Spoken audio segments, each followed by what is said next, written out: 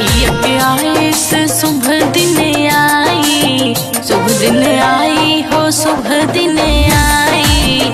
लइकन के पिए खातिर दूध मिली जाई, दूध मिल जाई हो दूध मिल जाई। बोआई डा तू हरा हरा चरवा बलमाए को गैया मंगाए दा। मान जाता हमरो कहनवा सजन को गैया मंगाए दा।